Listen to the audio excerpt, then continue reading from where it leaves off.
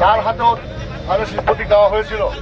কিন্তু আপনারা জানেন 1/11-এর সময় যখন আমাদের দেশের নেত্রীকে ওই বন্দি কারাগারে রাখা হয়েছিল তৎকালীন 1/11-এর সরকার, তখন উনি দলের সাথে বেইমানি করে উনি নতুন একটি বিএনপি কি বলে এমপি থেকে ভাগিয়ে নতুন করে আরেকটা বিএনপি তৈরি করতে যাচ্ছিলেন।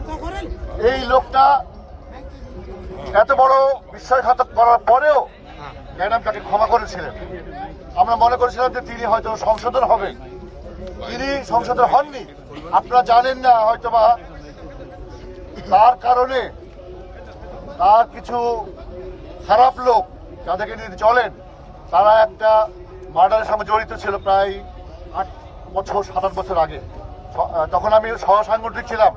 তারেক রহমানের সাথে যখন আমরা এক বৈঠক করি জুমের মাধ্যমে, তখন তারেক রহমান সাহেব এই শাস্তির বিচার হিসেবে বহিষ্কার করতে চেয়েছিল। কিন্তু আমি তাকে বড় ভাইয়ের মতো শ্রদ্ধা করতাম বলে আমি তারেক রহমানকে রিকোয়েস্ট করেছিলাম যে তাকে বহিষ্কার করে দিলে একটা মানুষের রাজনৈতিক জীবন নষ্ট করার দরকার নাই, তাকে ক্ষমা করে তাকে সতর্ক বার্তা দেন, ওয়ার্নিং লেটার পাঠানো হয়েছিল। সেবার তিনি ক্ষমা পেলেন।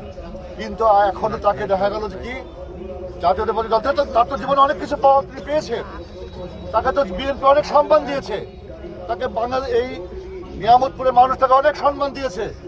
কিন্তু সম্মানের বিনিময়ে তিনি কি দিলেন? সম্মানের বিনিময়ে তিনি আমার মা কয়েকদিন আগে মারা গেল বেগম খালেদা জিয়া, যাকে তিনি আলাদাভাবে ধানের শীত তুলে স্নেহ করতেন, ভালোবাসতেন, সেই মা তার কবরের মাটি শুকানোর আগেই তিনি নতুন করে বিশ্বাসঘাতকতা করলেন, ধানের শীত প্রতীকের বিরুদ্ধে তিনি দাঁড়িয়ে গেলেন। এটা তার দলের প্রতি অকৃতজ্ঞতা, দলের প্রতি তার এটা অকৃতজ্ঞতা। দল তাকে যে মর্যাদা সম্মান দিয়ে মাথার উপর তুলে রেখেছিল সেইটি তিনি ধরে রাখতে পারেন না। কারণ আল্লাহ পাক মানুষকে সম্মান দেয়, আমার সম্মান কেড়ে নেয়। তাকে সম্মান দিয়েছিল, সেই সম্মানে তিনি মর্যাদা রাখতে পারেননি।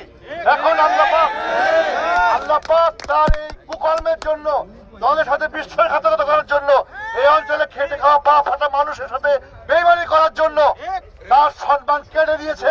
আগামী ভোটের মাধ্যমে দেখতে পাবেন তিনি নর্দমার কোন জায়গায় পড়েছেন। এই নিয়ামতপুরের মানুষ, পোষ্য সভার মানুষ তাকে দেখে বলবে এই একটা বিশ্বাসঘাতক যাচ্ছে, এই একটা মুনাফেক যাচ্ছে, এই একটা অকৃতজ্ঞ লোক যাচ্ছে। আমরা আপনাদেরকে বলবো, আমরা কোনো প্রতিহিংসার মধ্যে নাই, কোনো বিবাদের মধ্যে নাই, ঝগড়ার মধ্যে নাই। জামাত আমাদের প্রতিপক্ষ দাঁড়িয়েছে, তাদেরকে আমরা তারেক রহমান বাংলাদেশে এসেই বলেছেন যে আমি কোনো প্রতিহিংসা রাজনীতি করবো না।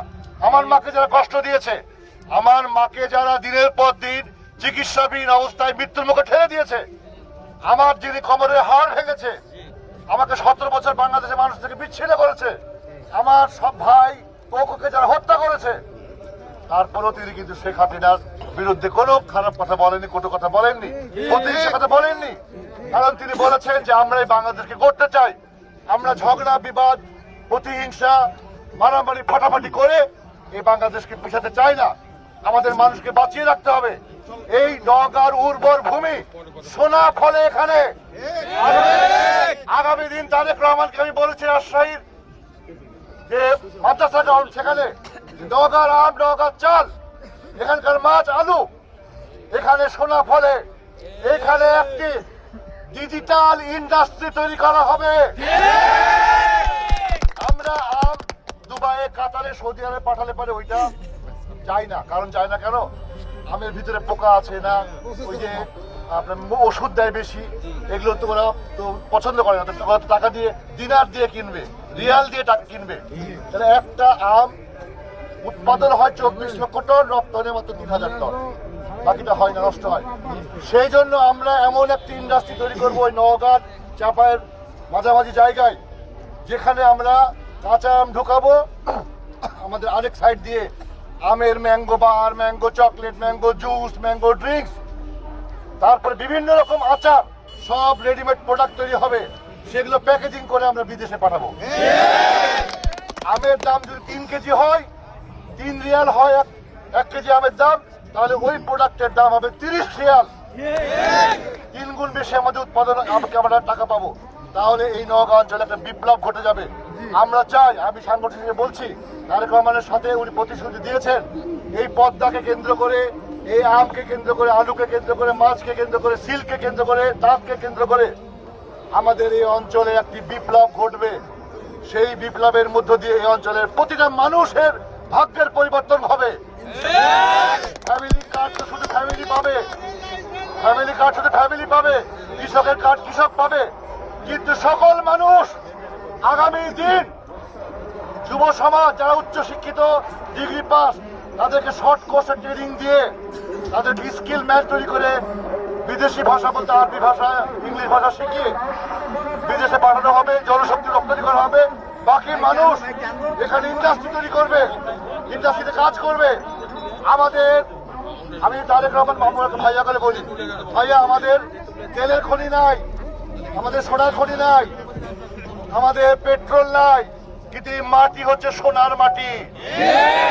এই মাটিতে যা ফলানো যায় আল্লাহ সেই নিয়ামত দেয়। তো এই নিয়ামতপুরে আল্লাহ যে নিয়ামত দিয়েছে সেই নিয়ামতপুরে আগামী দিনে আমরা মোস্তাফিজ ভাইকে বিজয়ী করে পার্লামেন্টে পাঠিয়ে আগামী তারেক রহমান যখন প্রধানমন্ত্রী হবেন উত্তর অঞ্চলের যে সমস্ত চাওয়া পাওয়া আছে, বিশেষ করে এই আম প্রধান অঞ্চল, ধান প্রধান অঞ্চল, নওগাঁ, চাঁপাই, রাজশাহী, পোরশা সকল অঞ্চলের মানুষের যে কৃষি পণ্য সেটাকে আমরা ইন্ডাস্ট্রির মাধ্যমে, ডিজিটাল ইন্ডাস্ট্রির মাধ্যমে প্যাকেজিং করে একটা বিপ্লব ঘটাবো। সেই বিপ্লবে